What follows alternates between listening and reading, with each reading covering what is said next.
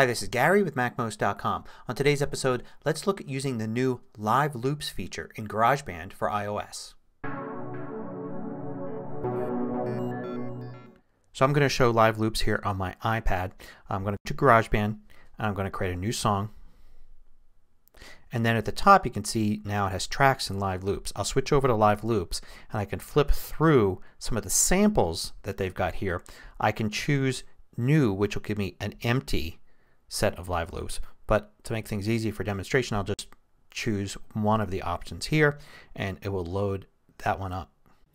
So what I have here is a grid of cells, and each cell contains a little looping sound. Now the rows represent a single instrument going all the way across, and the columns up and down represent a kind of piece of the music. So you can combine several instruments together to create one little moment in time. If I tap the bottom, I'm going to tap right where it says 1 at the bottom. It will play both the loops that you see there in the first column together to create some sound. And it will keep looping like that until I switch. I'm going to tap number 2 and it will start playing at the appropriate time. It won't start right away. It'll let the first loop finish and then it will start number 2. So you can see it let the first loop get to the bottom of its time there, which was an entrance point for it to change. And I could do the same thing again here.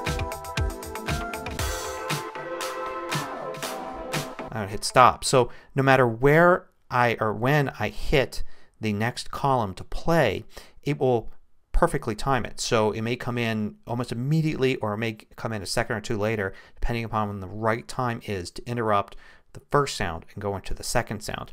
Now in addition to actually playing an entire column full of stuff, I can play an individual instrument. So I can continue here and say if I wanted to play something individually, I would just tap on it. You can see that sound there in the middle is now playing in addition to the sounds from the entire column number 3. And I can tap to stop. And you can see that the little stop appeared in the middle there. It's not going to stop dead. It's going to stop at a very good time for that particular sound.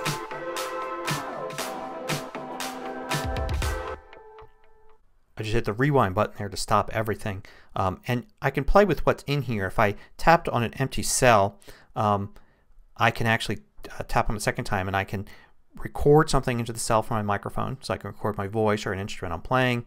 I can select from loops and add something into the cell. So there's all sorts of things I can do. If I was starting with an empty project, I would have to do that with each cell. So now right now it seems like a fun toy to play with, and I could just start just playing and then jump around. But I can actually record, so I'm going to do that. I'm going to hit the record button at the top.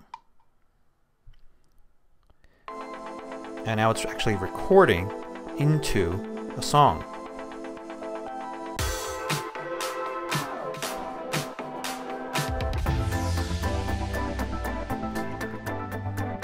I can hit stop, and now I can tap on the button at the very top next to the microphone between FX and the microphone there to go to the standard GarageBand interface. And that's what I've created there. And you can see all the different pieces but now laid out in the standard GarageBand format. So now I can play around with these pieces. I can of course also export this or take it over to my Mac and play around with it in GarageBand there. So you can use the loops as a starting point here for creating something very quickly, maybe faster than you can with a drag and drop interface, and also playing around with what you've got, and then take it into the regular GarageBand interface for fine tuning. Another piece to this is the special effects. You see that FX button at the top?